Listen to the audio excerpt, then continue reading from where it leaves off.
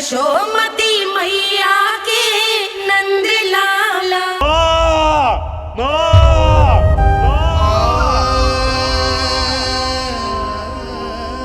इस घटना से केवल नर और नारायण ही भावुक नहीं हो गए थे, बल्कि बैकुंठ में बैठे श्री हरि की आंखों में भी आंसू आ गए थे। ममता के लिए तरसने लगे थे वो।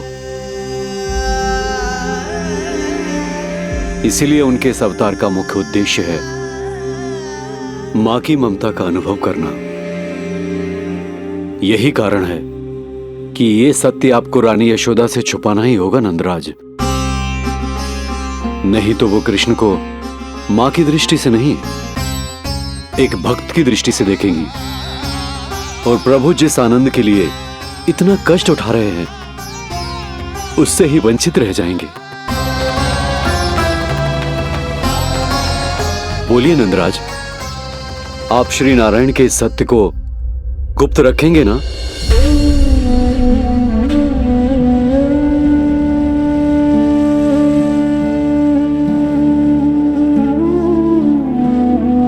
प्रभु ने मुझे कैसी दुविधा में डाल दिया है गुरु।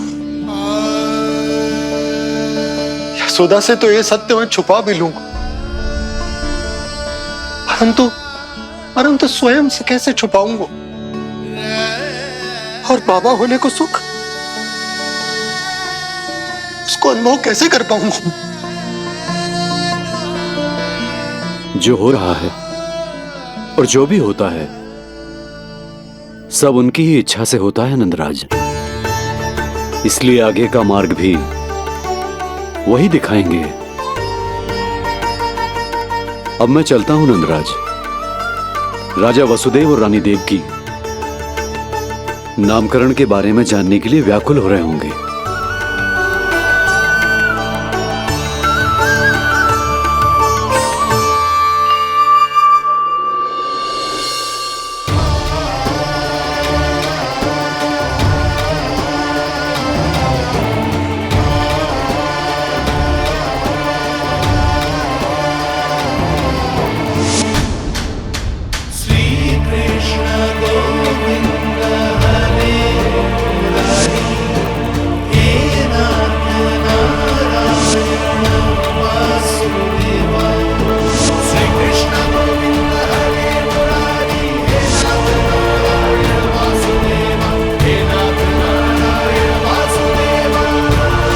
सत्य यह है नंदराज, कृष्ण राजा वासुदेव के पुत्र हैं।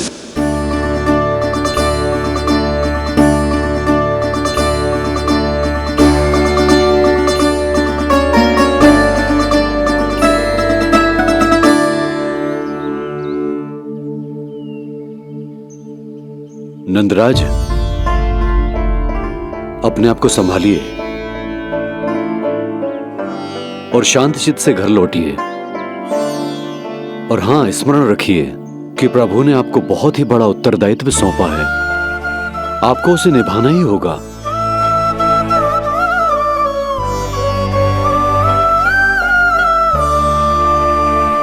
प्रभु आपको शक्ति दे।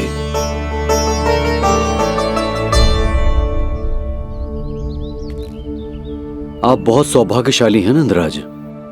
जो प्रभु आपके घर पल रहे हैं उनके बारे में सोचिए, जिनके यहां प्रभु ने जन्म लिया है। वो दोनों तो प्रभु की बाल लीलाओं से पूरी तरह से वंचित हैं।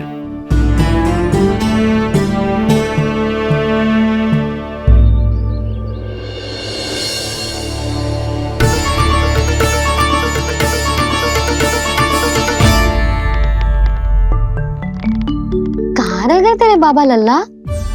जो आए क्यों ना अब तक?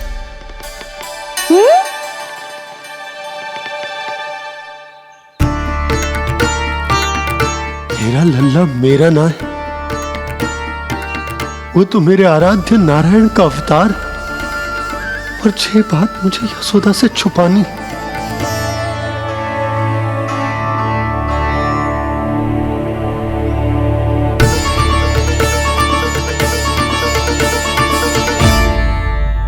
बाबा वहीं खड़े मत रहो, अब आ भी जाओ ना।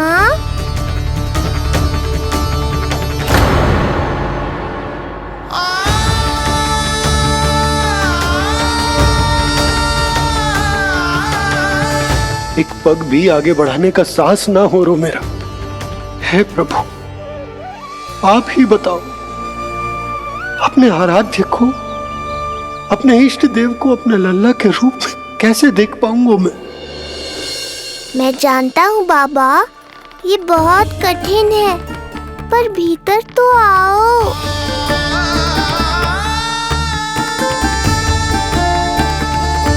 अब आ भी जाओ बाबा, ऐसे बाहर कब तक खड़े रहोगे आप?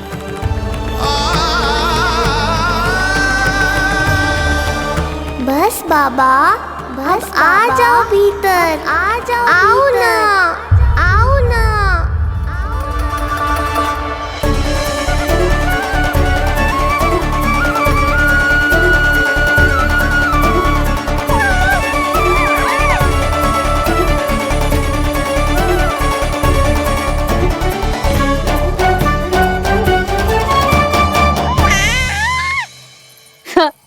समझो? जब तू इधर उधर भाग रहा होगो तो तुझे बुलाने के लिए मैं तुझे ऐसे पुकारूंगी, कृष्ण। और जब तू शैतानी करेगो ना लल्ला, मैया को तंग करेगो, तो मैं तुझे क्रोध में ऐसे बुलाऊंगी, कृष्ण। हाँ। इसे सत्य पतो ना है, इसीलिए कितनी अच्छी तरह से मैया होने का कर्तव्य निभा रही है। पर मैं अब बाबा होने का कर्तव्य कैसे निभा पाऊंगा?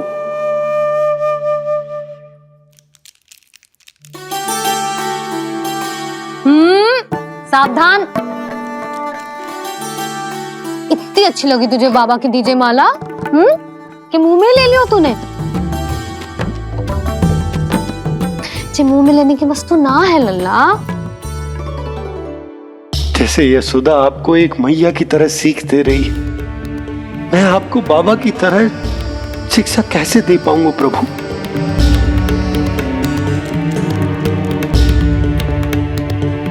कृष्ण, अभी मना किया ना मैया ने? ये तो प्रभु को ही डांट रही है। सावधान, जो फिर से मुंह में लिया तो।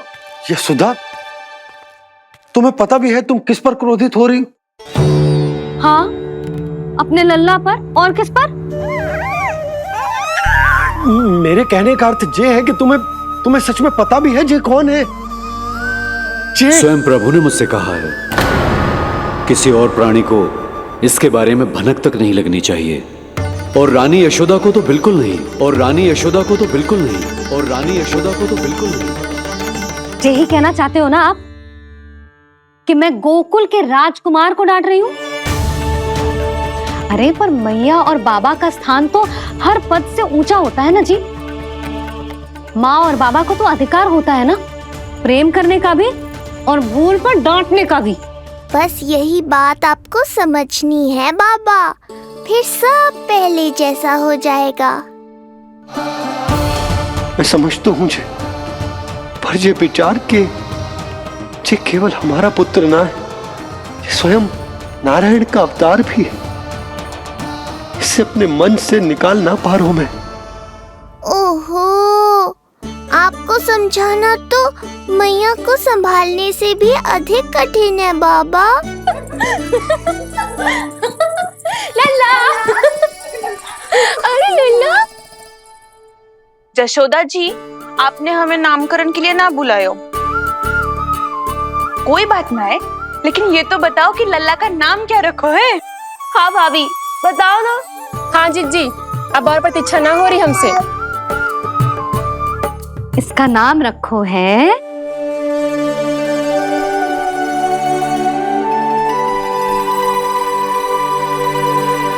कृष्ण। कृष्ण? बहुत प्यारा नाम है, लेकिन थोड़ा कठिन है। मैं तो इसे किशन बुलाऊंगी। सही कहो, मैं भी इसे प्रेम से किशन ही कहूंगी। क्यों किशन? मेरे लिए तो जे किसना है।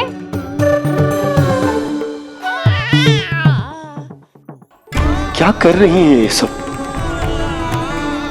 बाबा, इन सब के लिए मैं केवल कृष्ण हूँ, भगवान नहीं। बस अब आप भी शीघ्र ही समझ जाओ ना ये। अरे तुम सब हाँ हाँ, बुरा मुझे भी लग रहा है, जो सारी की सारी पहले ही दिन मेरे लल्ला का नाम बिगाड़ रही है। किंतु इसमें भी इन सब का प्रेम ही छुपा है, और हम सब तो प्रेम से भगवान को भी प्यारा सा नाम दे देते हैं, है ना? हाँ। सत्य तो ये है कि कृष्ण नाम बहुत अच्छा है, किंतु मैं भी अपने लल्ला को प्रेम का नाम देना चाहती हूँ। कान्हा बुलाऊंगी इसे, कान्हा बुलाऊंगी इसे, कान्हा बुलाऊंगी इसे।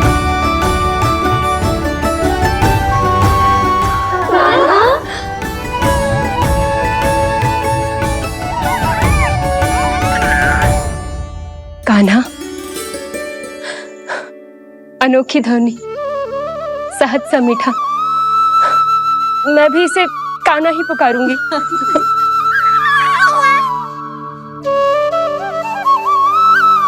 आप भी बुलाओ ना इसे।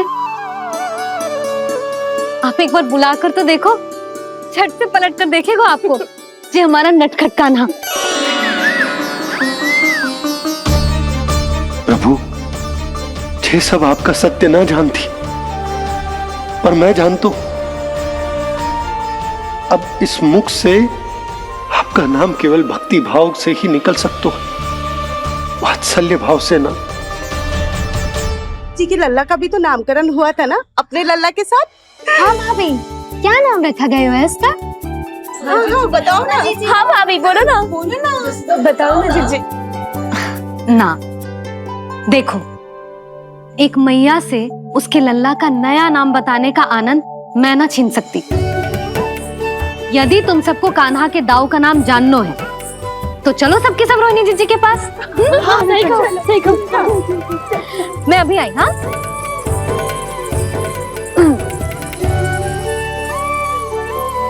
सुनो जी, आप लल्ला को संभालो, मैं अभी आई। रोहिणी, मैं कैसे? ये प्रभु लल्ला जी क्या मैं कर रहे हो?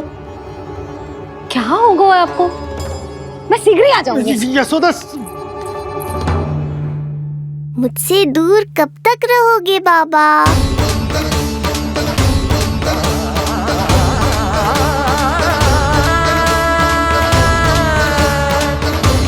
एक बार मेरी ओर देखो तो सही।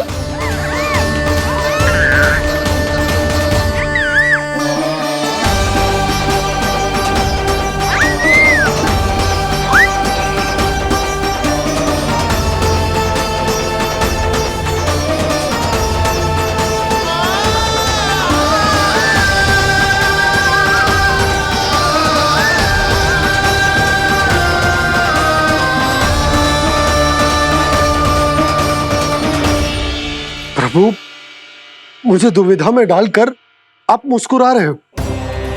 ये कैसी परीक्षा है?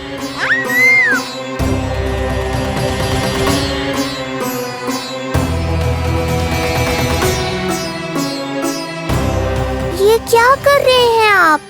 पिता का स्थान पुत्र के चरणों में नहीं होता, पुत्र के सिर के ऊपर होता है उनका हाथ, उनका वरद हस्त। प्रभु, आप चाहते हो कि मैं आपका सत्य यशोदा को ना बताऊं। यशोदा चाहती है कि मैं आपको लल्ला की तरह अपने गोद में उठाकर आपसे बातें करूं। मेरी आंखें चाहती हैं कि मैं आपको अपने इष्ट देव, अपने आराध्य के स्वरूप में देखूं। और मेरा हृदय चाहता है कि मैं आपको अपने पुत्र के स्वरूप में देखूं। अब आप ही बताओ प्रभु, अब मैं इस परिस्थिति में क्या करूं? मुझे कुछ समझ में ना आ रहा।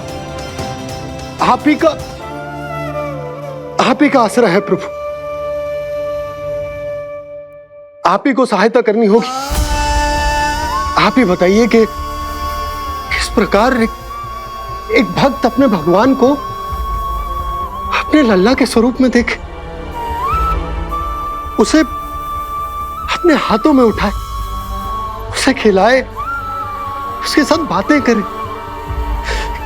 कैसे वो उसका लालन पालन करे अपने पुत्र के स्वरूप में। प्रभु,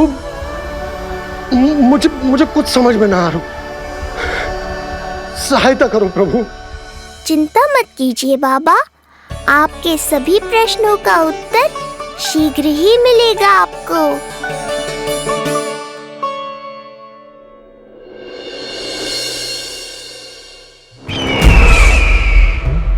ऋषि गर्ग पधारे हैं महाराज।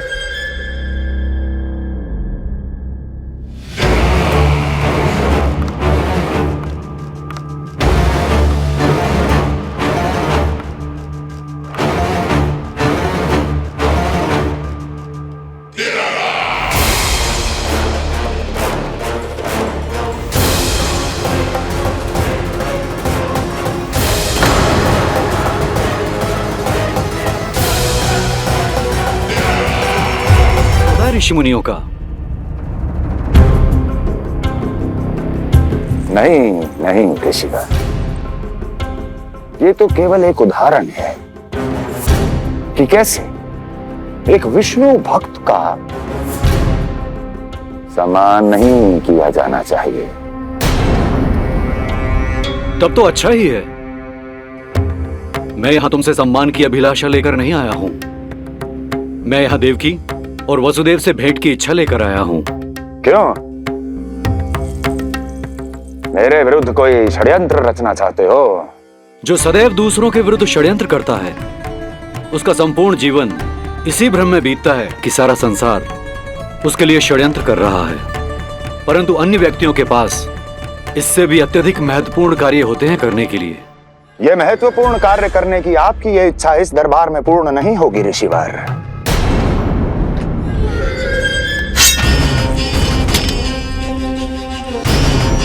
मैं आपको उन दोनों से भेंट करने की आज्ञा नहीं दूंगा। कैसे रोकोगे मुझे? कैसे?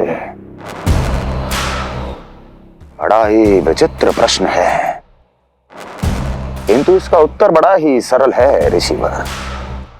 जानते हैं मेरे दिन का आरंभ कैसे होता है?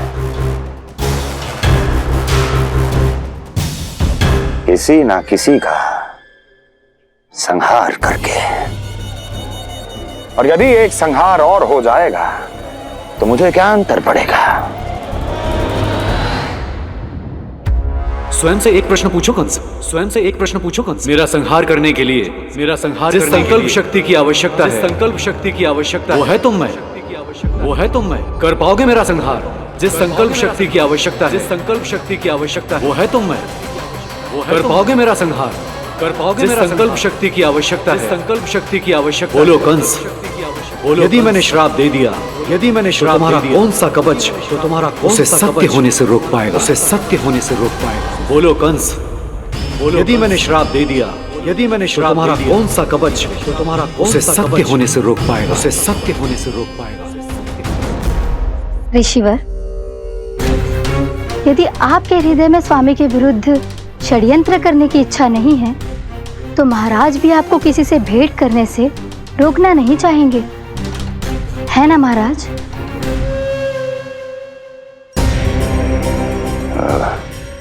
हाँ, आप उन दोनों से भेंट कर सकते हैं।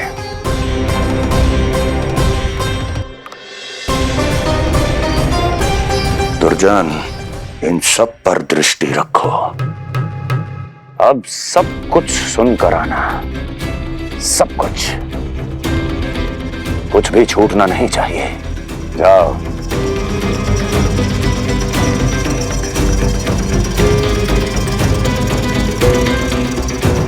लगता है प्राप्ति राजकार्य सीख रही है मुझसे।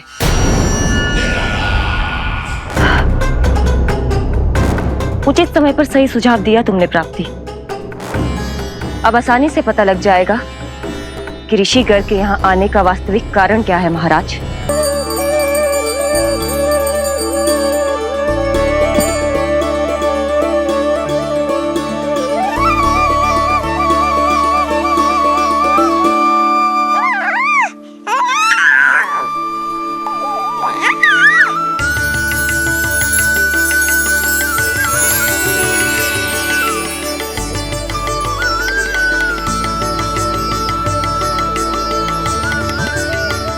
स्वयं नारायण मेरे घर में है तो ये फूल उनके चरणों में क्यों चढ़ा रहा हूं? तैयार होगा मेरा लल्ला। किंतु बुरी दृष्टि वाला टीका लगाना तो भूल ही गई तेरी मैया। अभी आ।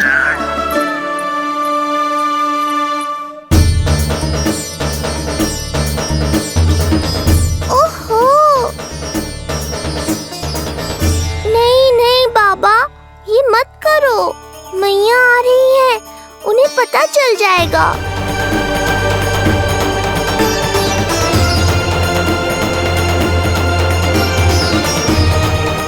ये फूल तो आपके चरणों के लिए ही बने हैं प्रभु, इन्हें स्वीकार करें। बाबा, ये सत्य मैंने आपको अपना साथ देने के लिए बताया था, अपने आप को फंसाने के लिए थोड़ी ना।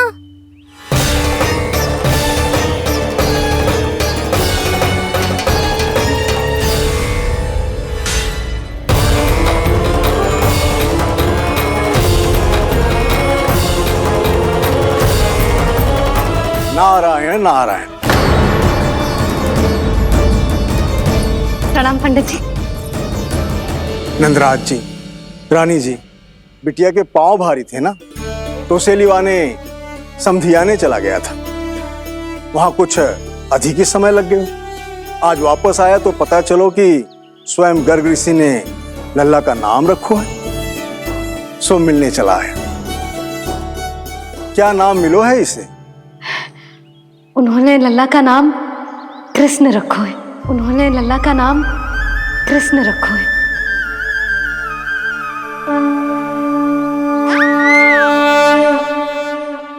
कृष्ण। आहा, उत्तम, अति उत्तम, बहुत मधुर नाम है। ऐसा लग तो है जैसे आप स्वयं श्री नारायण का नाम ले रहे हैं।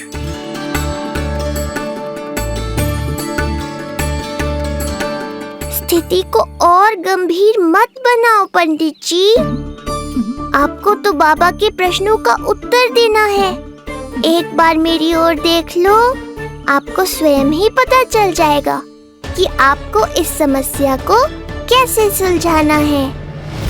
पंडित जी, आपको तो बाबा के प्रश्नों का उत्तर देना है। एक बार मेरी ओर देख लो, आपको स्वयं ही पता चल जाएगा कि आपको इस समस्या को कैसे सुलझाना है।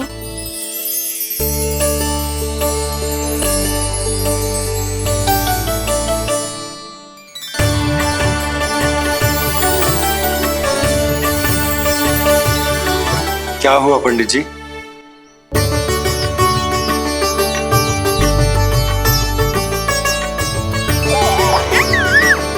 बधाई हो लल्ला, इतना प्यारा नाम मिलो है तुम्हें। नंदराज जी, जब भी मैं लल्ला को देखता हूं तो मुझे भगवान श्री राम की झलक दिखाई देती है। क्यों ना दिखाई देगी, उन्हीं के तो अगले अवतार हैं ये। कभी कभी तो मन में विचार आता है कि एक वो भी समय था जब भगवान इस धरती पर अवतार लेते थे और हम मानव के बीच में घूमते फिरते खाते पीते थे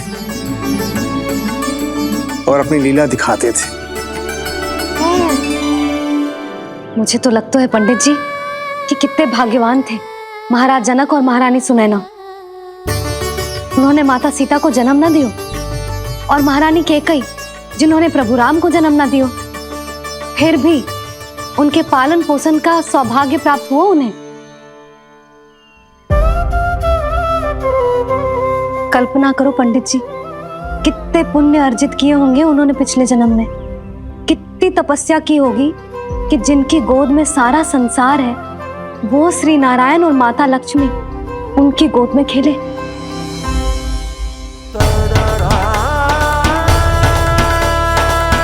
संसार में अवतार लेकर सांसारिक नाते भगवान को भी निभाने पड़ते हैं। फिर हम तो मानव है। संसार में अवतार लेकर सांसारिक नाते भगवान को भी निभाने पड़े, फिर हम तो मानव हैं।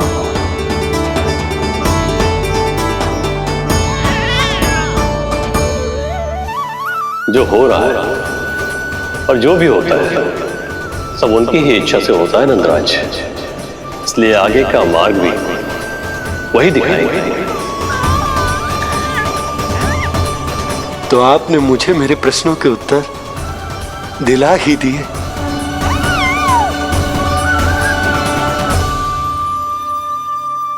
मैं भी क्या क्या बातें करने लगा। लगता है नाना बनने की प्रसन्नता का प्रभाव है जे। हमारी बिटिया को लक्ष्मी हुई है ना। बधाई हो पंडित जी, बहुत बहुत बधाई हो। मैं मैया और उसकी बिटिया से अवश्य मिलने आऊंगी। बधाई हो पंडित जी। अब मुझे आज्ञा दीजिए, वैद्य जी से कुछ औषधियां लेनी है मुझे। नारायण नारायण।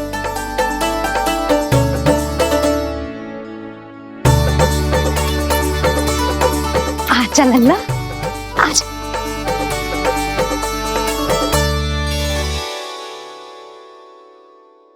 लगा टीका।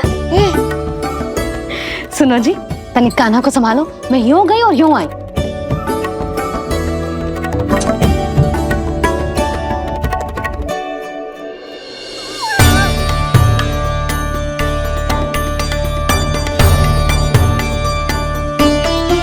क्या हुआ? मैं देख रही हूँ नामकरण के बाद से एक बार भी आपने कान्हा को गोद में ना लिया है। सब ठीक है ना? हाँ, सब ठीक है। अब सब ठीक। लो मेरा लल्ला।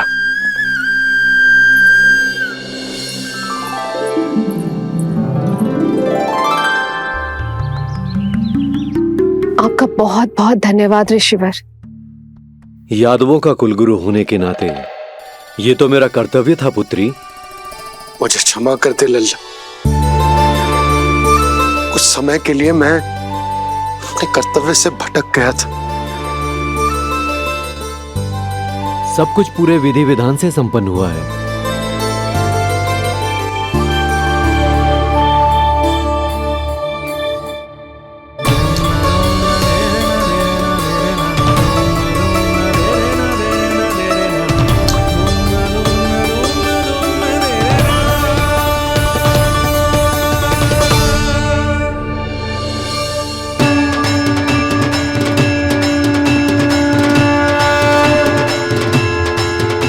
जो नाम मैंने दिया है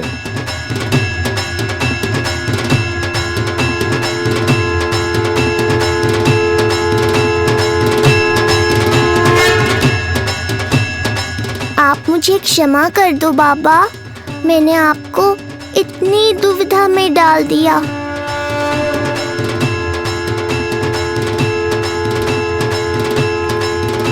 और इस तरह नंद को सब कुछ पता चल गया। आप दोनों चिंता मत करिए, सब ठीक है। अब मैं आपके 6 पुत्रों का श्राद्ध कर्म करूंगा।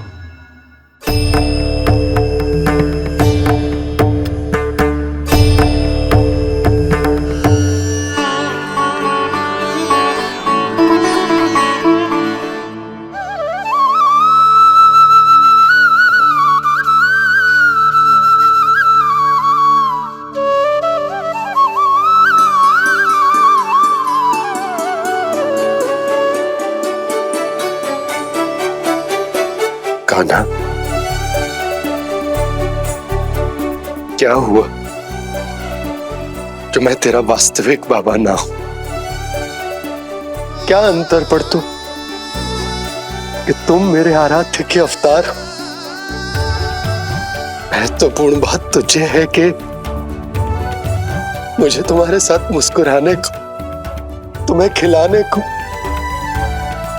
तुम्हारा ध्यान रखने को, तुमसे प्रेम करने को सौभाग्य प्राप्त हो।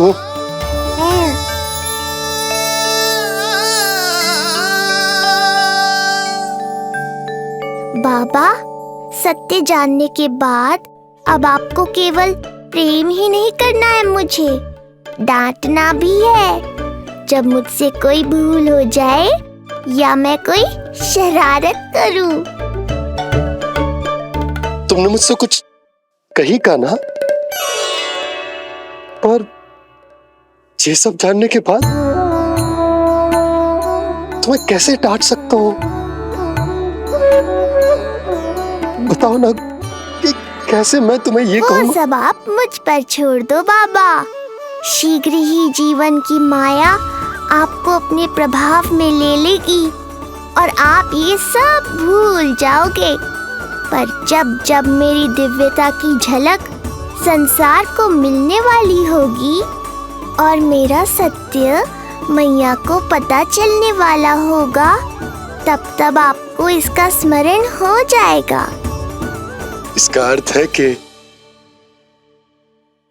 गुरुवर ने सही कहा था। श्री हरि की आंखों में भी आंसू आ गए थे। ममता के लिए तरसने लगे थे वो। इसीलिए उनके इस अवतार का मुख्य उद्देश्य है माँ की ममता का अनुभव करना। जो सत्य है कि इस अवतार का मुख्य उद्देश्य माँ की ममता का अनुभव करना। वो तो है बाबा, पर उसके साथ साथ आपका प्रेम पाना भी है। जानते हो, किसी संकट की स्थिति में आपको सब कुछ स्मरण क्यों आएगा? ताकि आप मैया को सत्य पता चलने से रोक पाओ। बोलो बाबा, आप मेरी सहायता करोगे ना?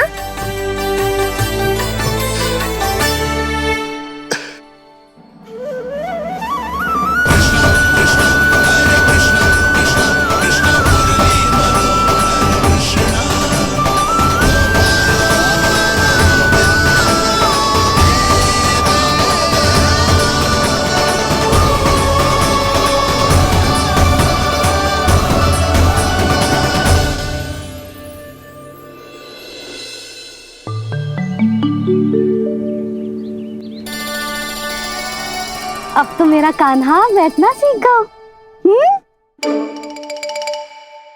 अब आगे से मैया कार्य करेगी तो कान्हा मैया के निकट ही बैठेगा।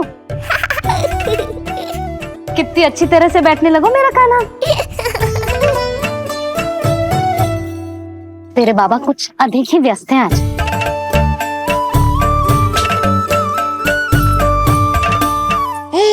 और अब आप भी व्यस्त हो गई, तो मेरे साथ खेलेगा कौन?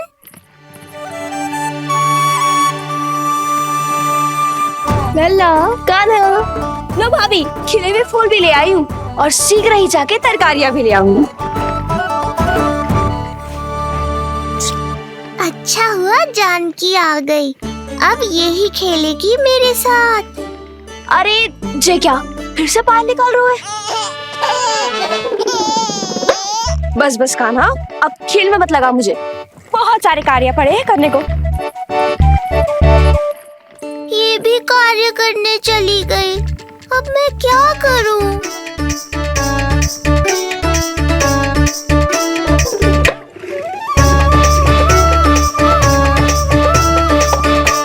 सब व्यस्त है, मेरे लिए किसी के पास समय ही नहीं है। लगता है इनका ध्यान बटाने के लिए अब मुझे कुछ करना ही होगा।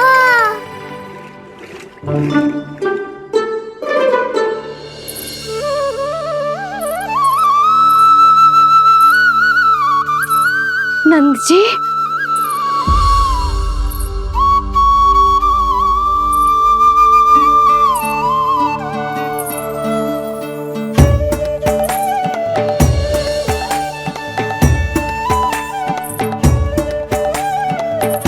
जानकी, देखो मेरा लल्ला पहली बार घुटने के बल पे चल रहा है।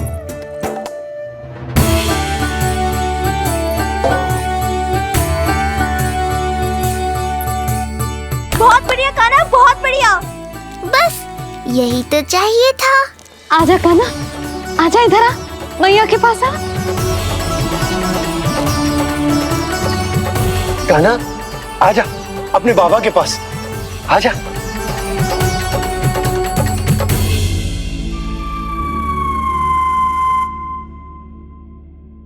मैंने कहा था ना बाबा, शीघ्र ही आपको सांसारिक माया जकड़ लेगी और आप सब भूल जाओगे। देखा मेरे लल्ला को, अभी अभी तो इसने चलना सीखो है, पर अभी से इतना प्रवीण हो गए हो। आपका लल्ला, मेरा लल्ला मुझ पे गया है जी, इसीलिए तो इतनी शीघ्र इतना प्रवीण होगा, है ना लल्ला? आजा लल्ला, आजा अपने बाबा के पास, आजा।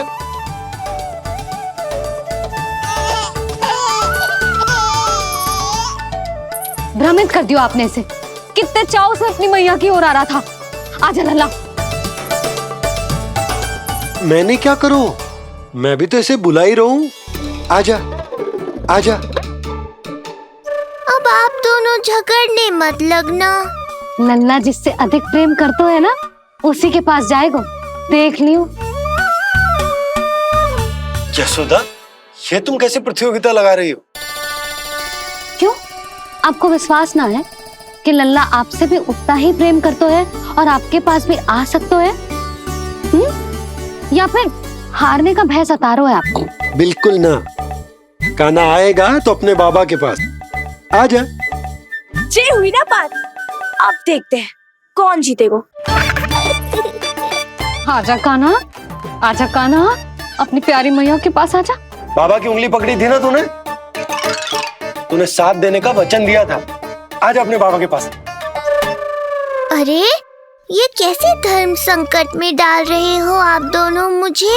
कान्हा अपने मैया के पास आएगो, है ना? आजा। नहीं, कान्हा अपने बाबा के पास आएगो। आजा। लगता है नंद भैया ही जीतेंगे आज। तुझे बड़ा पता है नंद भैया ही जीतेंगे आज। कान्हा मुझे छोड़ के कहीं और जा ही ना सकता। और तू तो तरकारी लेने जा रही थी ना, जा। हाँ, बस जा ही रही हूँ।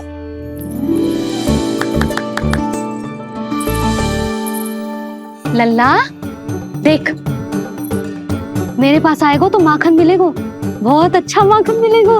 आजा। कान्हा मेरे पास आएगो ना तो बहुत अधिक माखन मिलेगो। आजा आजा आजा।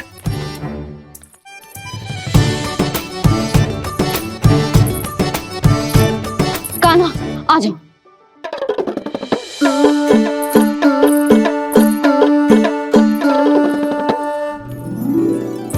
जानकी के पीछे जा रहा है, कहीं से जानकी से अधिक प्रेम तो ना होगा? ना लल्ला ना। क्यों रे लल्ला, जे करेगा तू मेरे साथ है? यशोदा, ये सब परिहास की बात, सबका कोई विशेष अर्थ ना है।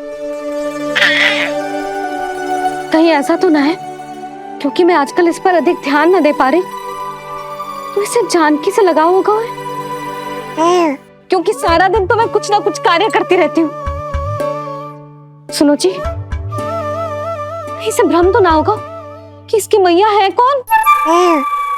यशोदा, ऐसा कभी हो सकता है क्या?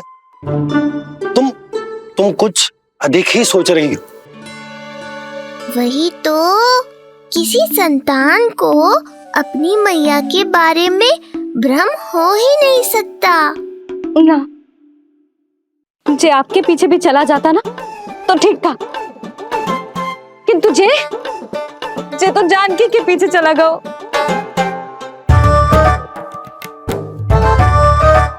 आप मुस्कुरा क्यों रहे हो? हाँ बोलो ना, जे संभव है क्या? लो, तुम्हारी इस प्रतियोगिता के चक्कर में मैं तो भूल ही गया कि उपनंद भैया को लेन देन बताना है। वो मेरी प्रतीक्षा कर रहे होंगे। मैं चलता हूँ। अरे किंतु मैंने जो पूछा वो तो बताया ही ना आपने। एक बार तुम्ही ने कही थी कि मैया अपने लल्ला के मन की बात उसके बिना कहे जान लेती, तो पूछ लो अपने कान्हा से।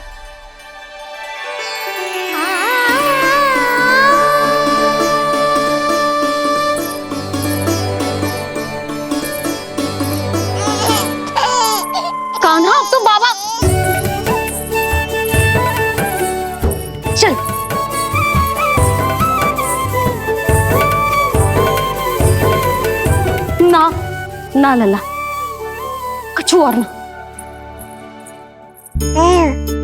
बाबा से प्रेम है, जानकी से प्रेम है, बस अपनी मैया से ना है ना। अरे मैया, ऐसी बात थोड़ी ना है। 9 माह तक पेट में कौन पालती है? मैया। दूध कौन पिलाती है? मैया। देखभाल कौन करती है? मैया। बस उसी मैया से प्रेम ना है, से सभी से प्रेम है तुझे। तो ठीक है फिर, अब बात भी उन्हीं से करियो।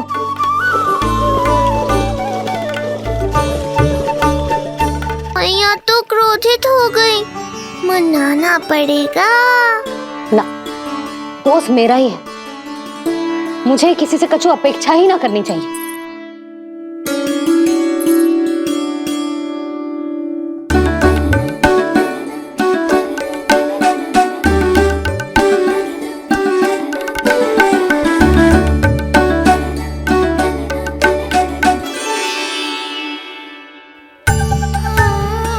आहा, अब स्वयं को प्रेम चाहिए तो चापलूसी कर रहे हो?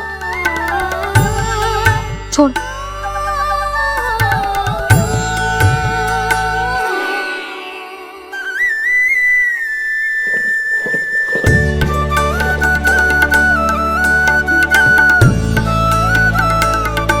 ना,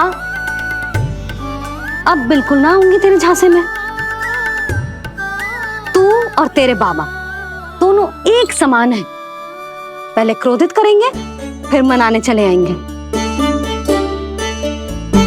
जब मैंने तुझे बुलाया था तो जानकी और बाबा की ओर चला गया। अब क्यों आ रहा है मेरे पास? जा, उन्हीं के पास जा।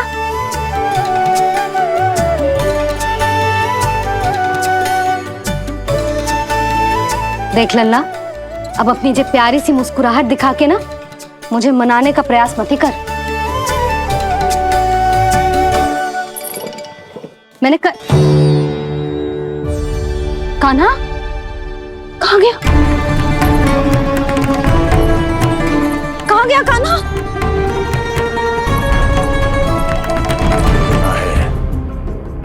बता, क्या देखा, क्या सुना? महाराज, मैंने पूर्ण प्रयास किया किंतु मुझे कुछ भी नहीं सुनाई दिया। दबाव बढ़ा।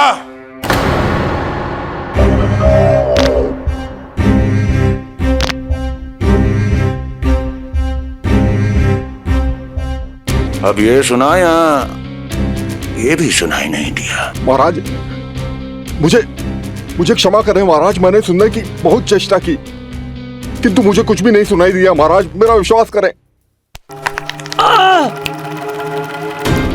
ये अर्थनाद सुनाई दिया या ये भी नहीं? मुझे क्षमा करें महाराज। उत्तर दो, अब सुनाई दिया? तो फिर वहां क्यों नहीं सुनाई दिया? मुझे क्षमा करें महाराज, आरंभ से अंत तक मैं वहीं था किंतु मैं कुछ भी नहीं सुन पाया महाराज, क्योंकि कारण नहीं, परिणाम चाहिए मुझे। परिणाम। लल्ला,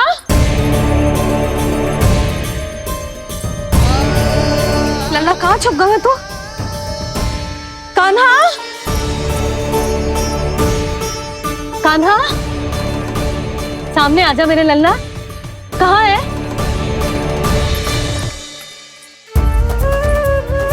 कान्हा, सामने आजा लल्ला, अब मैया कभी ना रूठेगी तुझसे। कान्हा, कान्हा, लल्ला, लल्ला,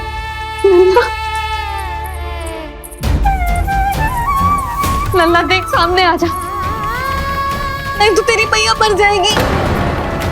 लल्ला, कान्हा, कान्हा न जाने कहाँ चला गया है। अभी तो यही था, न जाने कहाँ चला गया है। तो उसकी पायल है, कहीं बाहर तो ना चला गया?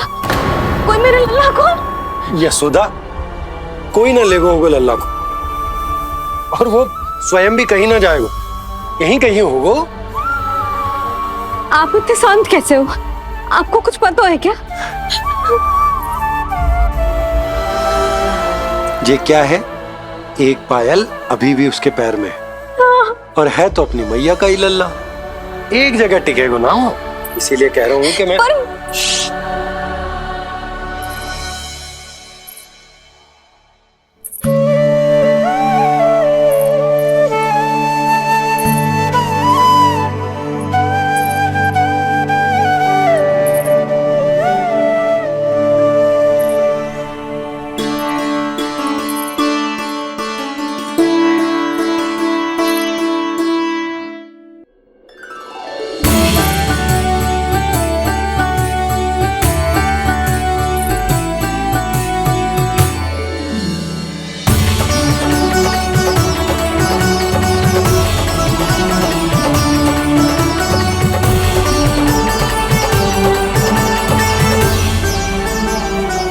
दो पल बाद ढूंढ लेते मैया बाबा, माखन तो चख पाता मैं।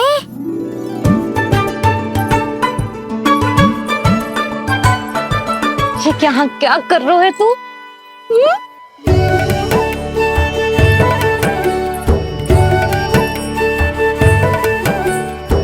आज ही घुटने के बल चलना सीखो है और आज ही अपनी मैया को दौड़ा दियो तूने।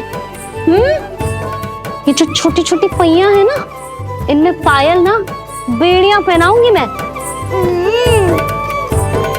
कही थी ना मैंने, तुम व्यर्थ ही घबरा रही हो और इतना घबरा गई कि घबरा के आकाश सर पे उठा लियो।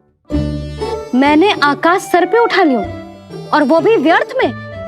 मेरे कहने का अर्थ जे ना है यशोदा, व्यर्थ ना, मैं तो केवल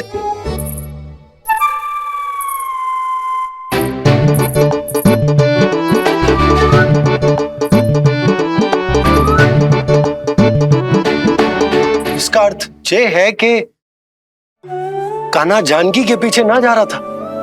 जब आप भी बाहर जा रहे थे तो जे आपका पीछा ना कर रहा था। इसे तो बस बाहर जानो है। क्या चल रहा है? हाँ, चल चल अंदर चल। बाहर जानो है? अभी अभी घुटने के बल चलना सीखो है और अभी से बाहर जाना है? असंभव। क्यों? क्यों का क्या मतलब? इतने छोटे से बालक को कोई बाहर ले जाता है क्या? हाँ यशोदा, यदि ये बाहर ना जाएगो तो संसार के बारे में समझेगो कैसे? सुनो, इसका निष्क्रमण संस्कार भी आज ही करा देते, सीधा इसे मंदिर लेकर जाते। ना ना, इतनी शीघ्रता की कोई आवश्यकता ना है। जे देखो देखो बाहर कितनी धूप है। धूप कहाँ है यशोदा? बादल है बाहर तो। हाँ तो वर्षा हो गई तो मेरा कान्हा भीग जाएगा, उसका स्वास्थ्य बिगड़ जाएगा ना। बहाने क्यों बना रही हो यशोदा? तुम भी जानती हो कि ये वर्षा वाले बादल ना है, और कब तक इसे भीतर रखोगी? तुम भी इसके साथ वही कर रही हो जो रोहिणी भाभी ने इसके बलदाऊ के साथ किया। मैया मान जाओ ना। और उस दिन तो तुम रोहिणी भाभी को इतना अच्छे से समझा रही थी, आज तुम्हें क्या होगा? अभी तो इसने घुटने के बल चलना सीखो है यशोदा। अभी इसे बाहर ना लेकर गए ना, तो जब ये पांव पर खड़ा होना सीखेगो ना, तो अकेले ही बाहर भाग जाएगो। नाना, मेरा कान्हा अकेले कहीं ना जाएगा। यशोदा, तो फिर अभी इसे ले जाने दो और गोकुल घुमाने दो।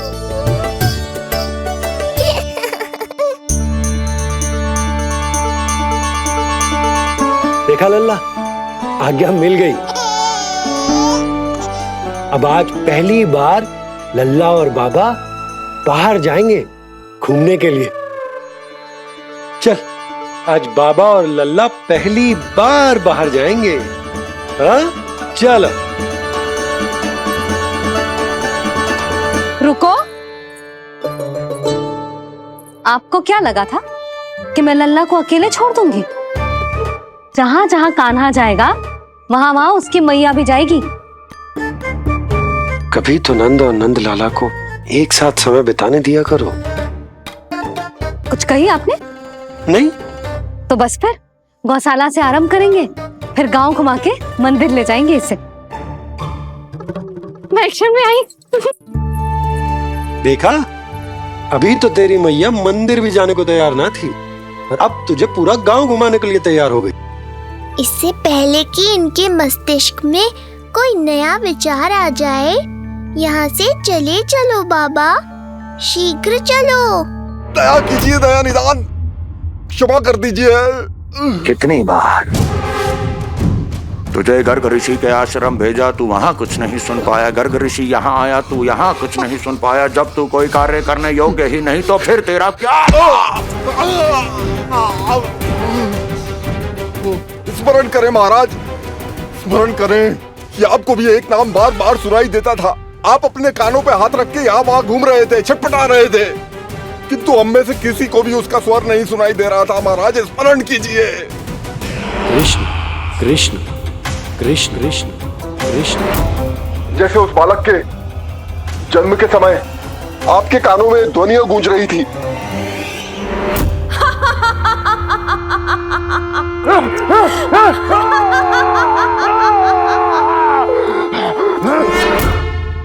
लेकिन हमें वो नहीं सुनाई दिया। ठीक उसी तरह महाराज, उस समय मेरे कानों में भी एक शंखनाद गूंज रहा था, और उसकी ध्वनि ने मुझे कुछ भी नहीं सुनने दिया। महाराज, और मुझे लगता है कि यह सब उसी विष्णु की कोई माया है, या फिर श्राद्ध के नाम पर ये सब मिलकर कोई योजना बना रहे हैं। महाराज, इस निर्दोष को मारने से क्या होगा? मैंने तो आपसे पहले ही कहा था कि उन दोनों को महल से बाहर मत जाने दीजिए।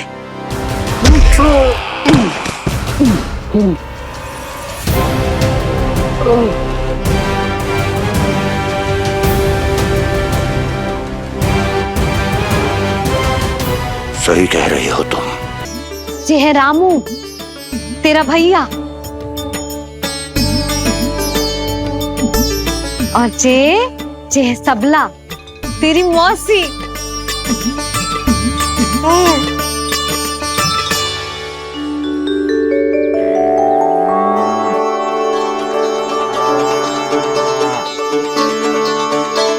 देखो जी, कान्हा को देख के सबला की भी ममता उमड़ आई। सुनो, पूरा गांव घुमानो है, उसके पहले ही मेरे कान्हा की बुरी दृष्टि उतार लेते हैं, नहीं? अच्छा।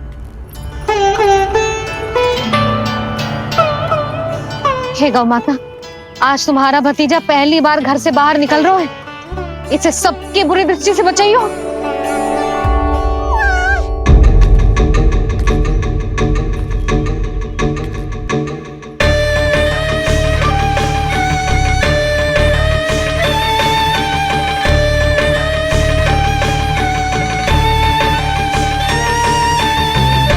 नारायण नारायण।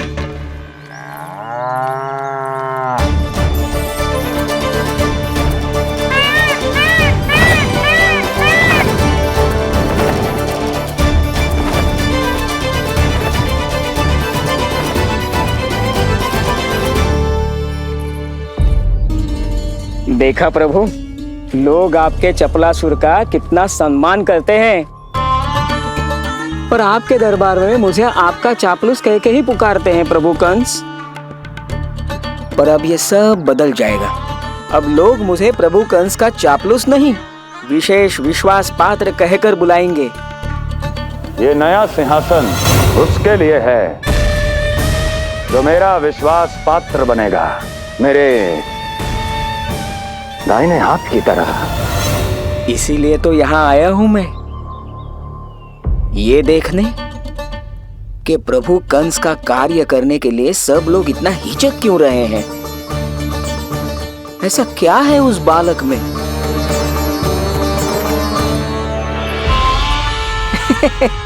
नारायण।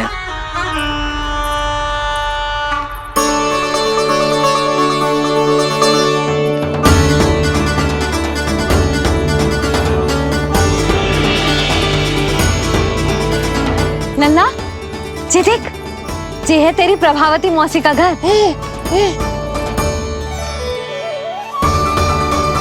और वो देख, वो रहा तेरे दाऊ का घर। देख क्या रोए, तेरे दाऊ भी चल रहे हैं हमारे साथ। ये वही है क्या जो चपलासुर से विशेष विश्वास पात्र श्री चपलासुर जी बनने तक की यात्रा में मेरी सहायता करेगा? ताऊ, ताऊ देखो कान्हा आयो है। कान्हा,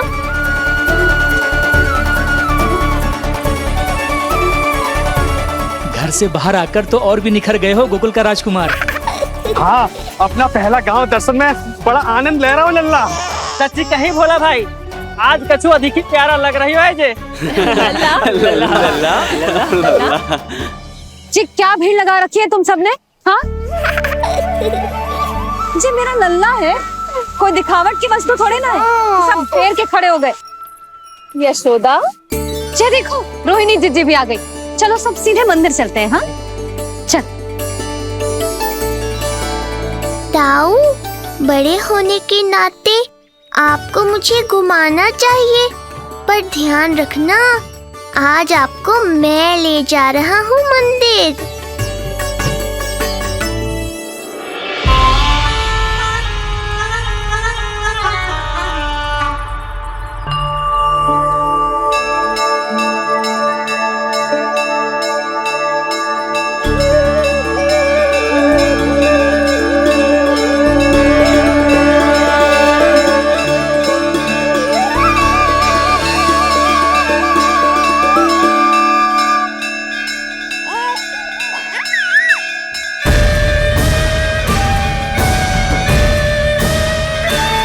ये कैसे संभव है? ये अवश्य वायु के वेग से ही बच रही होंगी। प्रणाम। आशीर्वाद। आयुष्मान भव।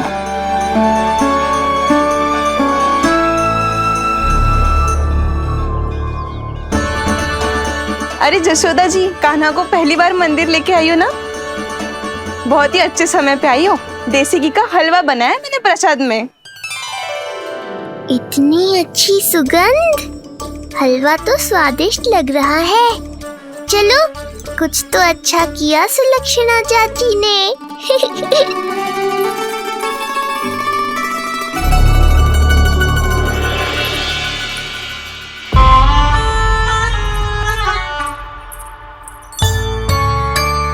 ओह, मेरे लिए इतना बड़ा भाग। पता नहीं था कि इनका हृदय इतना बड़ा है। सबको प्रसाद दे दियो, अब स्वयं भी तो खाना चाहिए। अरे चाची, पहले मुझे तो खिला देती।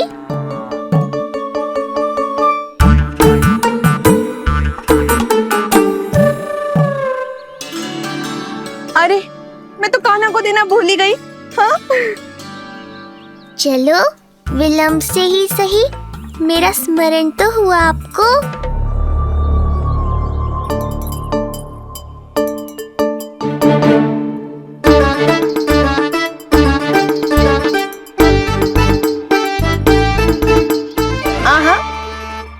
अभी नहीं खाना, तनिक बड़ा हो जाना, फिर खाना जितनी इच्छा हो। हाँ हाँ, हंस लो चाची। आपने नहीं दिया तो क्या हुआ, मेरे बाबा अवश्य देंगे, देख लेना। बाबा, मुझे क्यों नहीं खिलाया आपने? दाऊ, मैं आपको घुमाने लाया, कम से कम आपको तो अपने छोटे भाई का स्मरण रखना चाहिए। मेरी मैया मुझे अवश्य खिलाएंगी। देखो जी, इसका भी मन कर रहा है खाने का। मैया है ना, तेरी मैया ने अपने कान्हा के लिए पहले से ही बचा लिया था। ठहरिए रानी जी,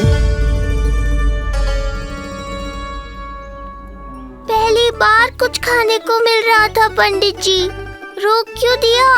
अभी बालक का अन्नप्राशन नहीं हुआ है। हाँ यशोदा, सदानंद जी सही कह रहे। दूध मुहे बालक को ठोस अन्न अन्नप्राशन के पश्चात ही खिलाना चाहिए।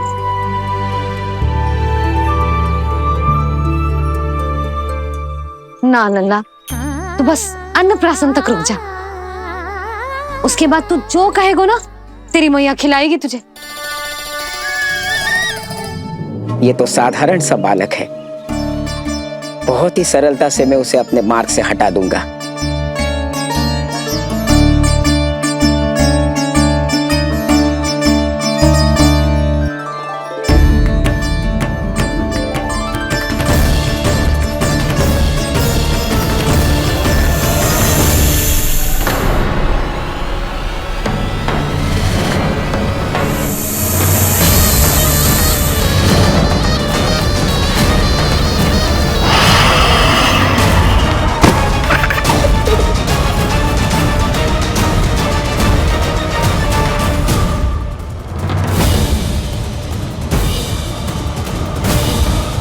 ये क्या था?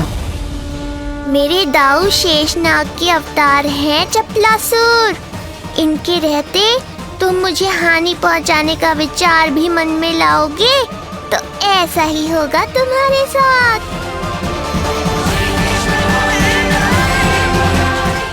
पंडित जी, जे हमारा काना घुटने के बल चलने लगो तो क्यों ना इसका अन्न से परिचय करा दिया जाए। नंदराज जी, 2 दिन में पूर्णिमा है, बहुत अच्छा दिन है, तभी कर लेते हैं अन्नप्राशन संस्कार। 2 दिन की प्रतीक्षा और करनी पड़ेगी। जिज्जी, मेरा तो मन किया आज ही कर दूं अपने कान्हा का अन्नप्राशन। यशोदा, मैं तुम्हारी हृदय की पीड़ा समझती हूँ, पर तुम्हें और तुम्हारे लल्ला को 2 दिन और ठहरना है, ठीक है? अरे अरे अरे, बस भर गया।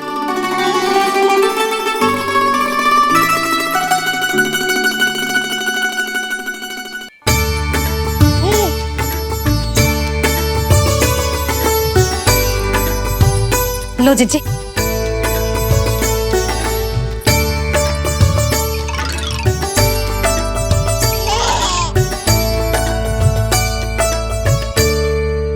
प्रसाद नहीं मिला तो माखन तो है।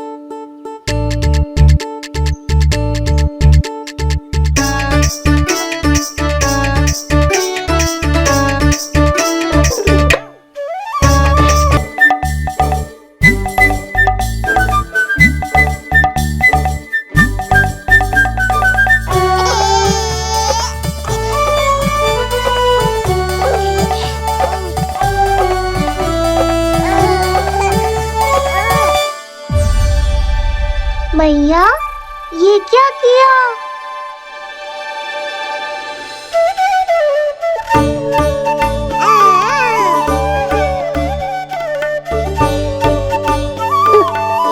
लगता है इसे माखन से अधिक ही प्रेम हो गया है।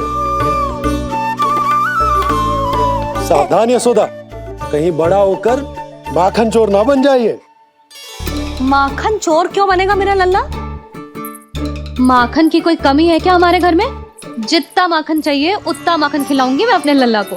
पर मैया अभी तो थोड़ा सा भी नहीं चखा रही हो। ये ले।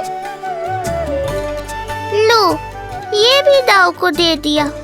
सुबह तो बोल रही थी कि मैं आपको प्रेम नहीं करता, उल्टा आप अपना सारा प्रेम बलदाऊ पर लुटा रही हो।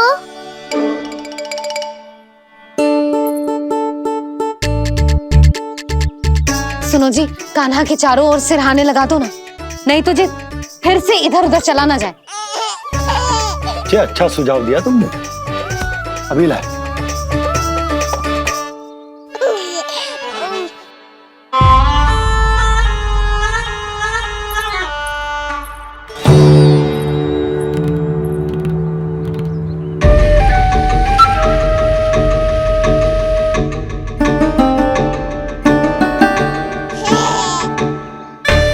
इस बालक का वध करके जब मैं मथुरा वापस लौटूंगा तो प्रभु कंस मुझे अपना विशेष विश्वास पात्र तो बनाएंगे ही, पर क्या पता प्रधानमंत्री भी बना दे।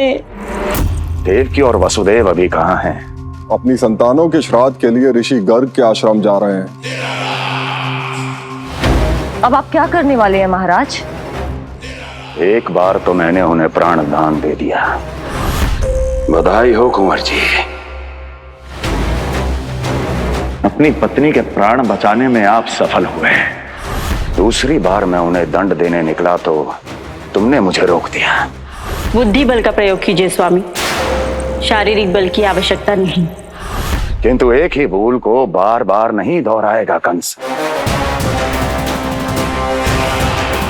मथुरा नरेश कंस के इस महल से वसुदेव और देवकी जीवित बाहर नहीं निकलेंगे,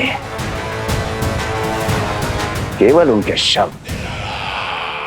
कंस मामा, आप उनको छू भी नहीं सकते।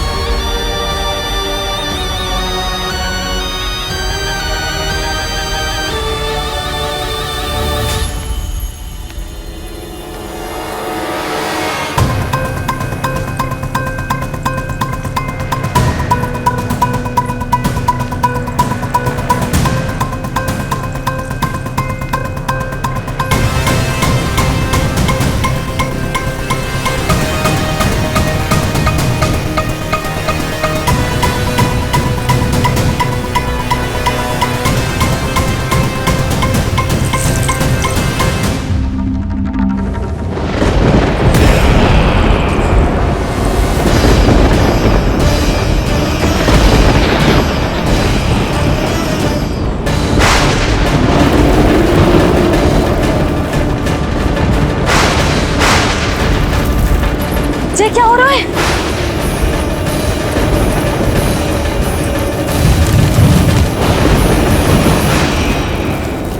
ये क्या हो रहा है?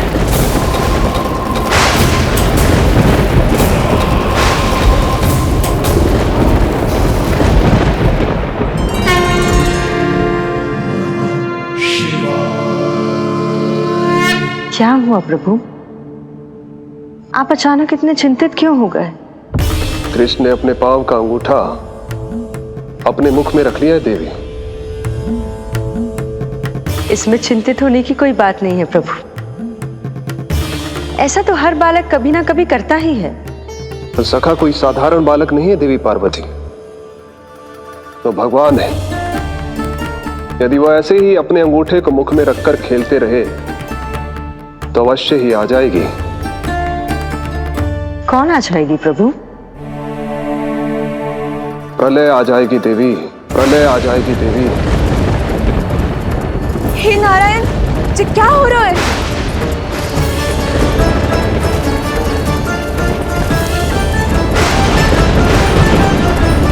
जी ऐसे लग रहा है जैसे दिन में ही रात्रि के समान अंधेरा छा गया हो। लगता है बहुत बड़ी आंधी आने वाली है।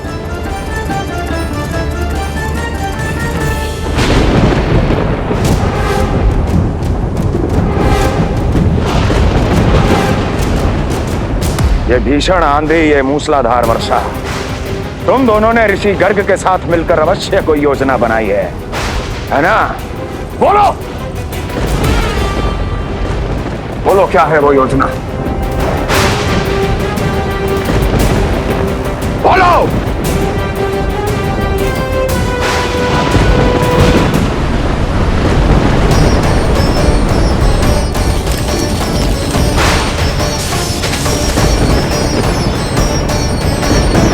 लगता है प्रकृति क्रोध में। मैं जाकर गौशाला संभालता हूँ, कहीं कोई हानि ना हो जाए। तुम बालकों को भीतर ले जाओ।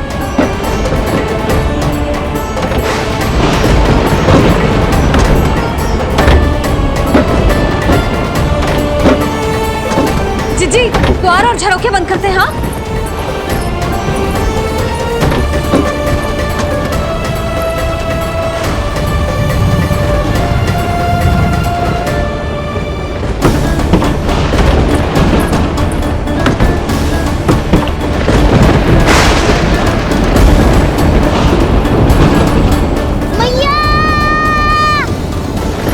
लल्ला चल अंदर चल के खेल।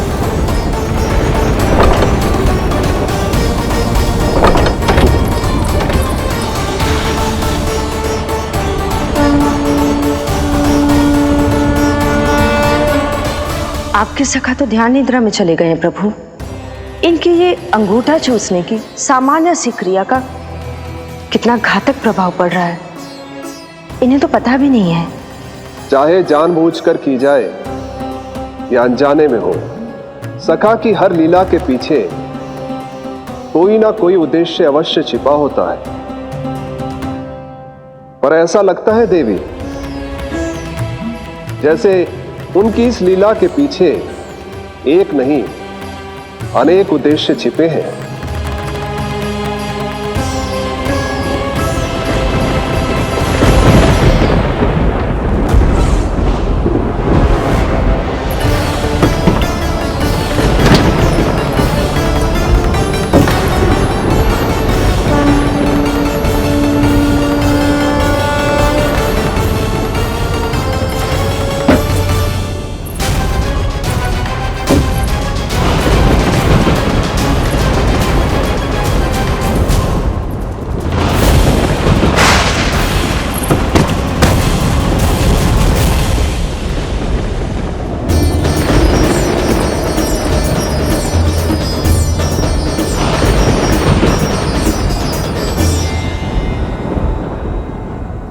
देख रही हो चिज्जी, प्रसाद ना मिली खाने को, तुझे पांव का अंगूठा ही चूसने लग गयो। कान्हा ये क्या कर रहे है? अंगूठा मुंह से निकाल दे लल्ला। अच्छी बात ना है कान्हा। देख कान्हा, तू नींद में है, इसका अर्थ ये ना है कि मैया तुझे अंगूठा चूसने देगी। निकाल अंगूठा मुंह से। आज तो बड़ी शीघ्र इतनी गहरी निद्रा में सो गए हो तुम।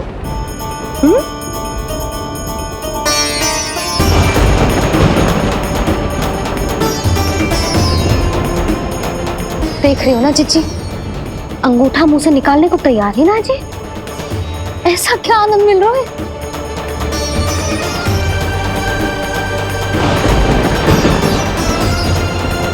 अधिक बल भी ना लगा सकती, अत्यधिक नींद में है, कहीं इसकी आंख ना खुल जाए।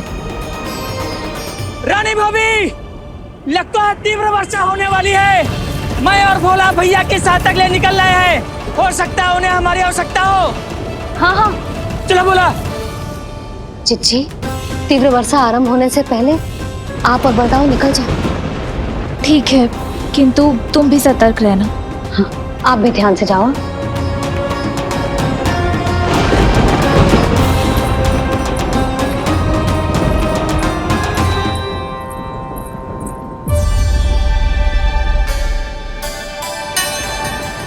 हे नारायण, वस्त्र बाहर सूख रहे हैं और तेरे अन्नप्राशन वाले चावल भी रखे हैं। भीतर करना होगा ना चांद की भी।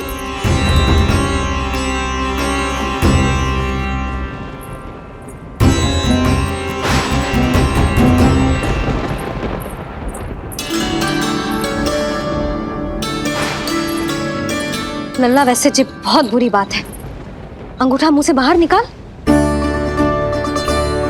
केवल 2 दिवस में तेरा अन्नप्राशन है, फिर सब खाइयो। तनिक धैर्य रख। गुड़ तू। प्रभु, स्वयं कृष्ण की मैया इनका अंगूठा नहीं निकाल पाई, तो अब और कौन निकालेगा? कैसे रुकेगी ये प्रलय? इसका एक ही अर्थ है देवी, अभी लीला समाप्त होने का समय नहीं हुआ।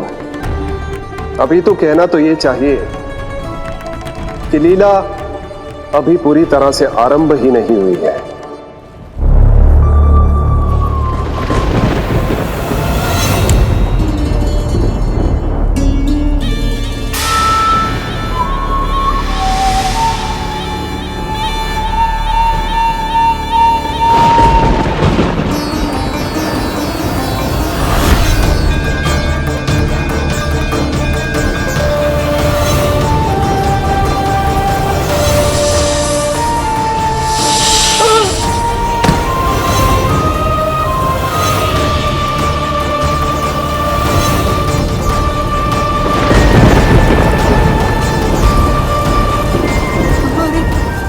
कंस ने प्रलय बुला ली, कंस ने प्रलय बुला ली।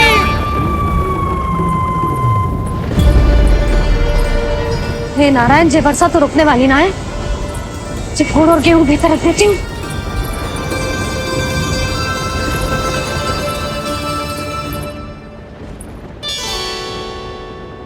जे देख रहे हो गुड़, जे तेरे अन्नप्राशन के पकवानों के लिए ही है। कैसे कैसे करके बचा के लाई हूँ, कुछ पता भी है तुझे? और तू है कि जे अंगूठा ही चूसे जा रहा है। हाँ नहीं तो। किंतु आज प्रलय भी आ जाए तो कंस की तलवार का वार रोकने में असमर्थ होगी। कंस के साथ विश्वासघात किया है, दंड तो मिलेगा। महाराज, वायुमंडल में अचानक आए इस परिवर्तन का हमसे कोई लेना देना नहीं है। हम तो बस अपनी संतानों के श्राद्ध के लिए जा रहे थे। मूर्ख हूं मैं, मूर्ख हूं मैं। कंस एक मूर्ख है, मूर्ख हूं मैं।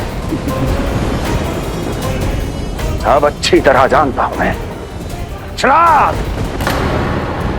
केवल एक बहाना है।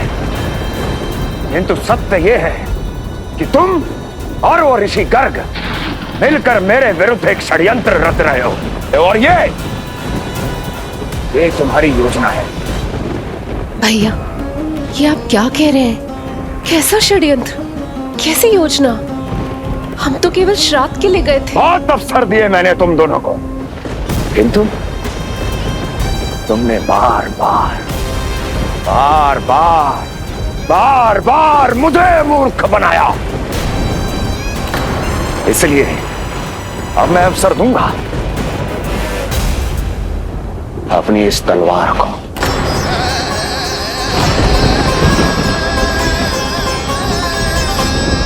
येन केन प्रकारेण साम दाम दंड भेद, कोई ना कोई युक्ति लगाकर मैं तुम्हारे उस बालक का वध कर ही दूंगा।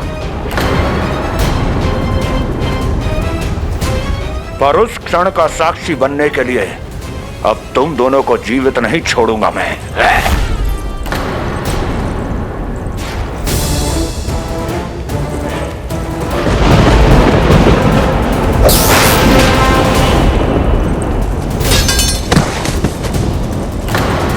स्वामी,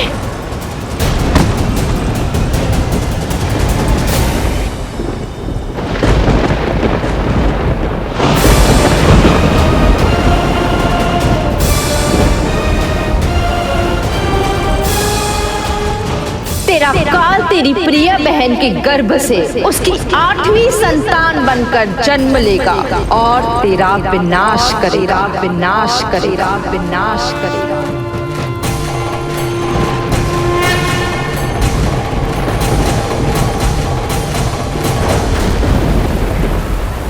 प्रलय आने वाली है, प्रलय आने वाली है, प्रलय आने वाली है।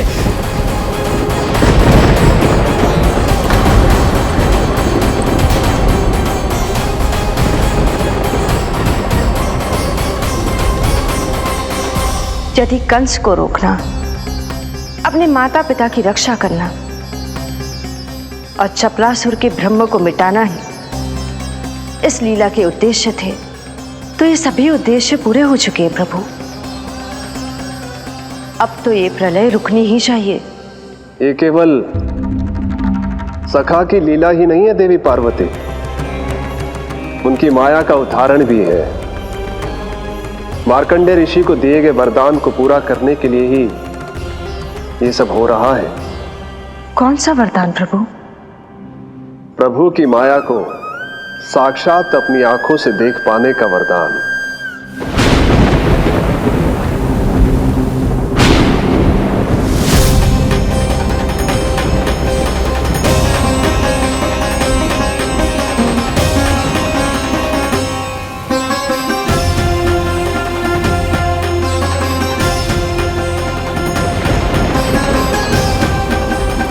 हे नारायण, क्या ये प्रलय है?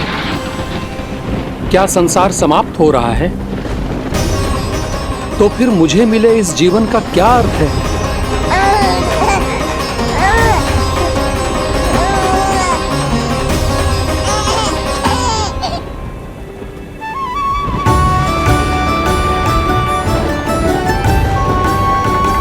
ये बालक यहां कहां से आया?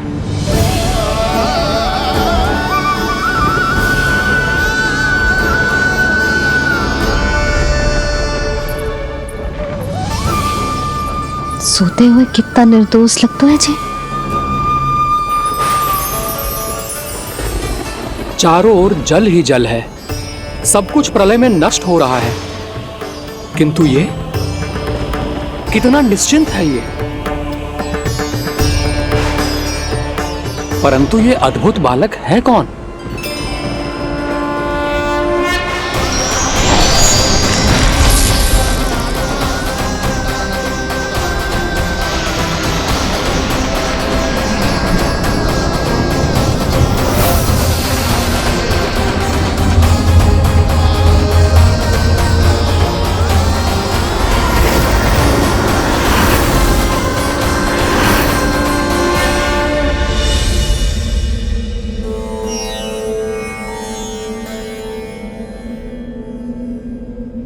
जिन घने काले बादलों ने आकाश को घेरा हुआ था, कहां गए वो?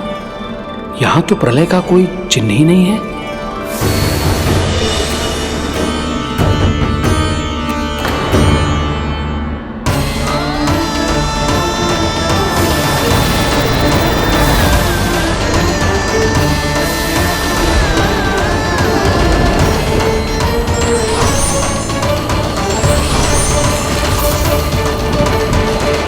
ये आप ही की माया थी ना प्रभु? मुझे इसका साक्षी बनाने के लिए आपका बहुत बहुत धन्यवाद। परंतु इसका अर्थ क्या है प्रभु? वट वृक्ष के पत्ते पर विश्राम करती एक जल की बूंद के समान होता है। वो बूंद जो किसी भी क्षण नीचे गिर सकती है। आपने तो स्वयं देखा है महर्षि, ये संपूर्ण जगत, ये महाब्रह्मांड मेरे ही भीतर स्थित है। ये उदाहरण है इस बात का कि जो दिखता है उसके कई स्वरूप होते हैं। जो आज आप देख रहे हैं वो पहले भी हो चुका है और आगे भी होगा। सब कुछ एक माया है। प्रलय का होना, जीवन का होना, दुख, सुख, सब एक भ्रम है। ठीक उसी प्रकार जिस प्रकार एक जलाशय में दिखने वाला प्रतिबिंब आपकी वास्तविकता नहीं बल्कि एक भ्रम होता है।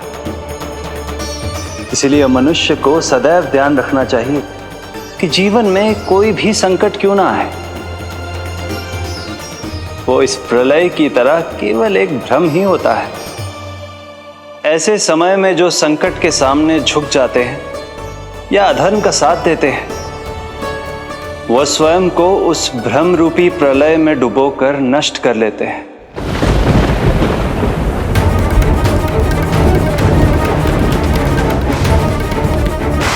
पर जो मेरी शरण में आकर संकटों का सामना करते हैं, वो स्वयं को कठिन से कठिन प्रलय से भी उभार लेते हैं। किंतु प्रभु, सभी व्यक्तियों में संकटों का सामना करने का साहस नहीं होता।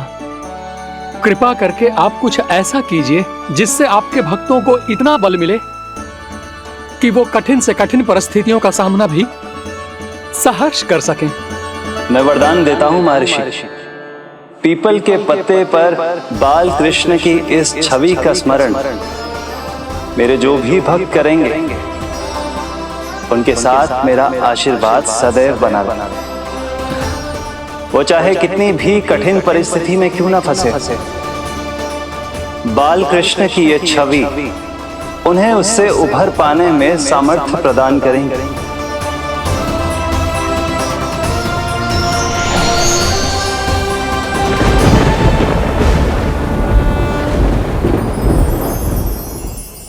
अद्भुत। तो ये कोई साधारण लीला या भ्रम नहीं था, मानव मात्र को नारायण से मिला वरदान था ये। पर अब क्या होगा प्रभु? कैसे रुकेगी ये प्रलय?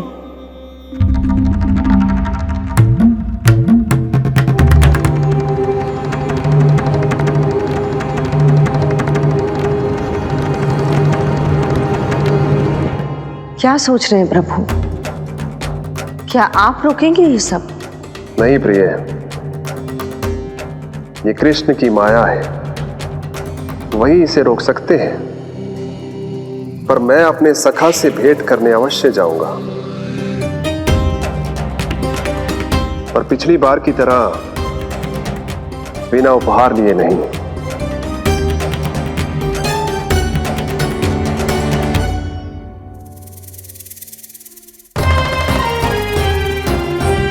उपहार?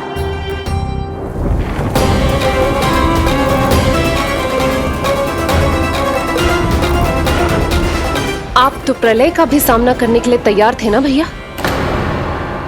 अभी तो प्रलय भी नहीं आई और आपकी ये दशा हो गई। महाराज,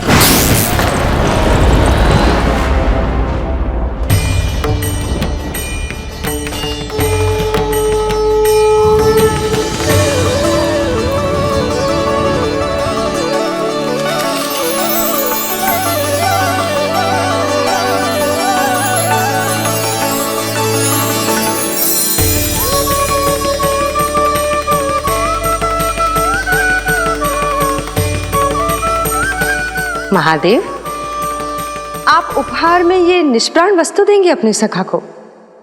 सही पहचाना देवी, पर उपहार देने से पहले इसे आकार दूंगा मैं, क्योंकि प्राण तो इसमें बाल कृष्ण ही भरेंगे।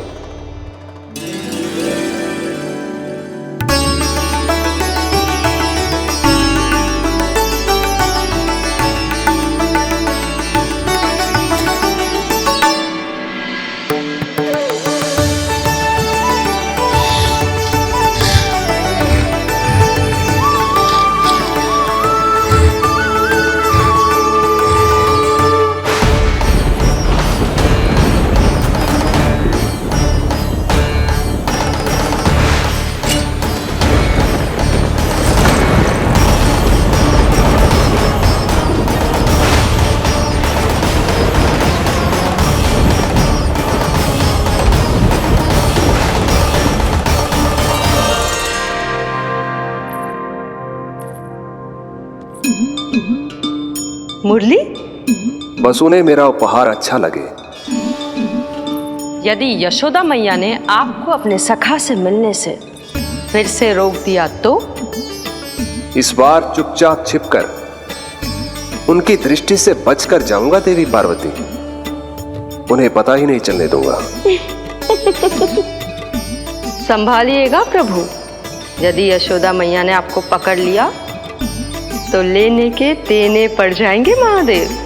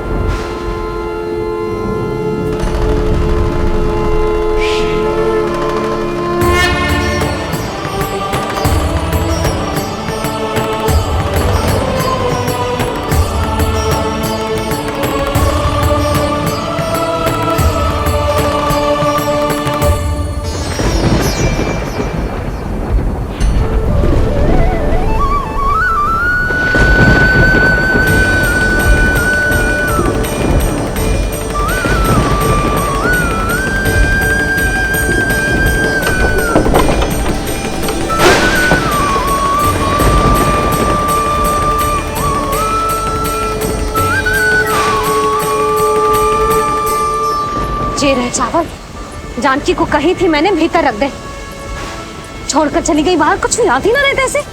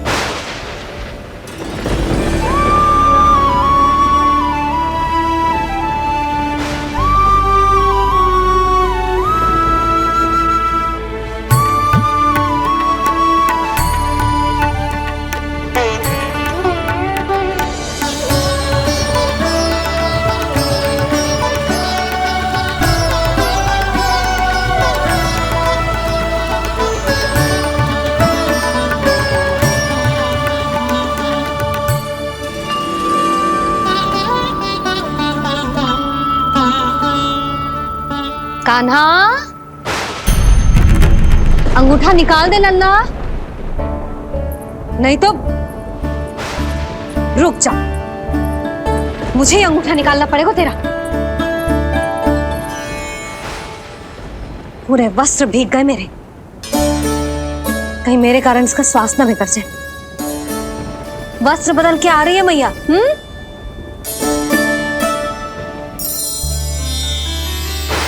आ रही हूं।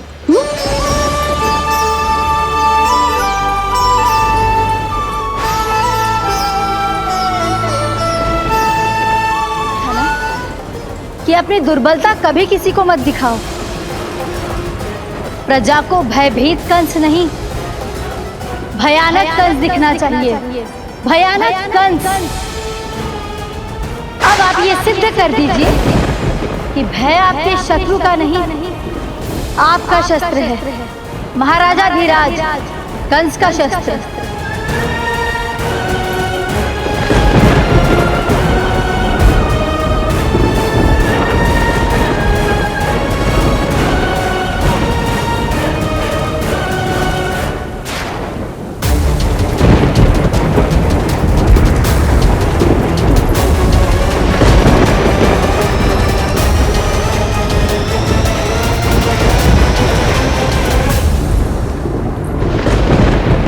उससे क्या भयभीत होना, जो स्वयं भयभीत हो।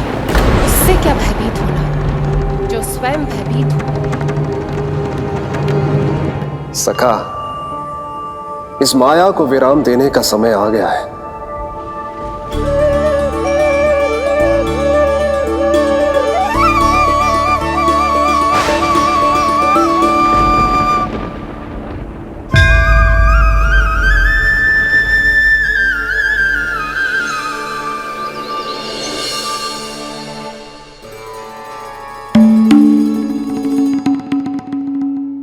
सभी आपके चरण धोकर उसका चरणामृत पीते हैं सखा, और आपने उसी चरण को अपने मुख में रख लिया। यही तो सखा, मैं इस तथ्य से चकित था, इसलिए सोचा एक बार अपने चरणामृत का स्वाद स्वयं भी चख ही लिया जाए। अब जो उपहार लाए हैं वो शीघ्र ही दे दीजिए। कहीं मैया ने आपको देख लिया तो आपको तो अनुभव है वो क्या क्या करने में सक्षम है। आपसे कुछ भी छुपाया नहीं जा सकता सखा।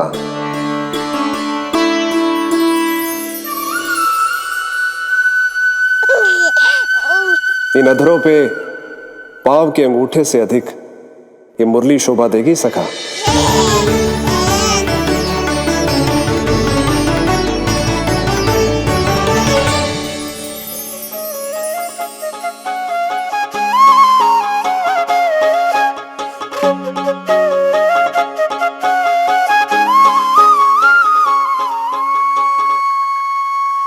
प्राण दे मोहे हाथ लगा के, हुई अमर स्पर्श जो पाके, काठी को जीवनमय कर दिया,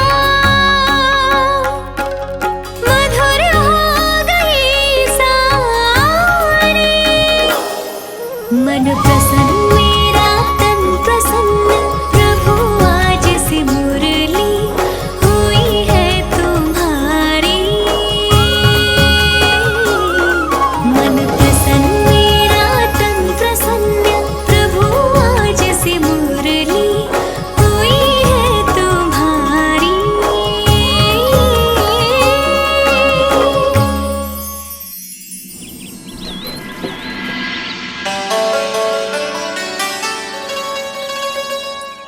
तुम्हारी भक्ति ने मेरा मन जीत लिया है मुरली। शीघ्र ही सारा संसार तुम्हें मेरे नाम से और मुझे तुम्हारे साथ से पहचानेगा।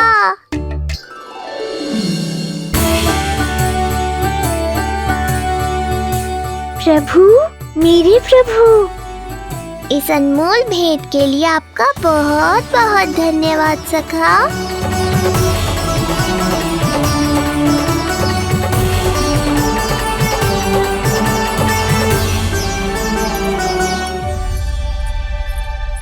सखा, मैया,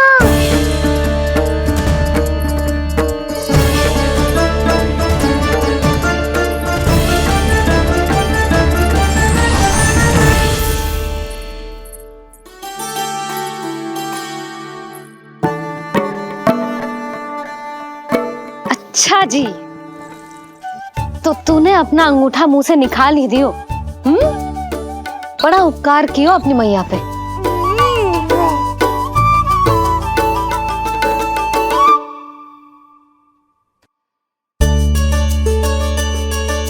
प्रभु, मैया, ऐसा मत करो। मेरी मुरली वापस दे दो मुझे। ये कहाँ से आई? मेरे सखा ने उपहार में दी है। मैंने तो सोचा भी नहीं था मैया कि मेरे अंगूठा मुंह में लेने से इतना सब कुछ हो जाएगा। तेरे मुख पे छाई ये धृष्टता की छाया साक्षी है। ये जो भी हुआ, ये तुम दोनों, उस ऋषि गर्ग और तुम्हारे उस पुत्र का किया धरा है, जिसे तुमने मुझसे छुपा रखा है। जो स्वयं दूसरों का बुरा करते हैं, उन्हें सदैव यही लगता है कि उनके पीठ के पीछे उनके विरुद्ध कोई न कोई षड्यंत्र हो रहा है। मुझे तनिक भर भयभीत देखकर इतना साहस आ गया तुझमें कि मुझे प्रति उत्तर देगी।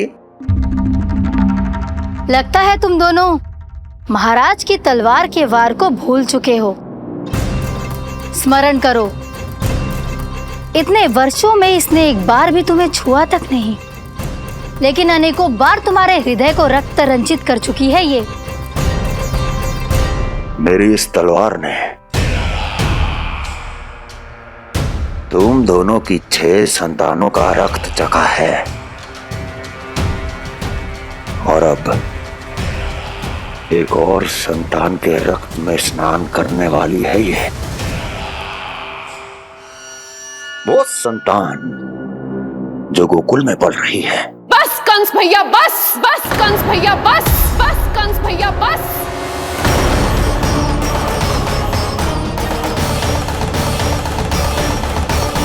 इतना दुस्साहस, तू मुझसे ऊंचे स्वर में बात करेगी अपने बड़े भाई के सामने?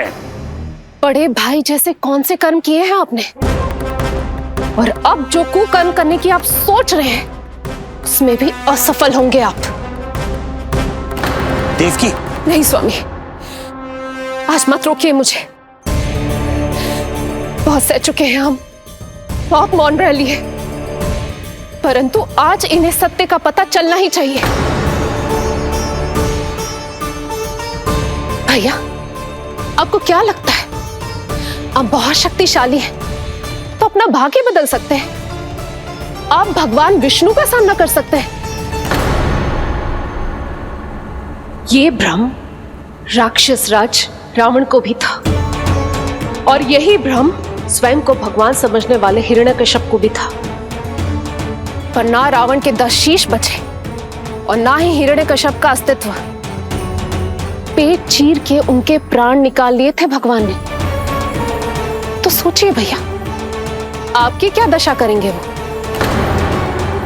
मैं आज तक ये बात समझ नहीं पाई कि ये आपका अभिमान है या अज्ञान, जो आप भगवान विष्णु का सामना करने चले हैं। देवकी! इस क्रोध का आप कोई लाभ नहीं है भैया। अब तक मैं व्यर्थ ही आपसे भयभीत होती रही, परंतु अब और नहीं। जब हमारी रक्षा स्वयं भगवान विष्णु कर रहे हैं तो फिर आपसे कैसा भय? जब हमारी रक्षा स्वयं भगवान विष्णु कर रहे हैं तो फिर आपसे कैसा भय? तू क्यों मुस्कुरा रहा है?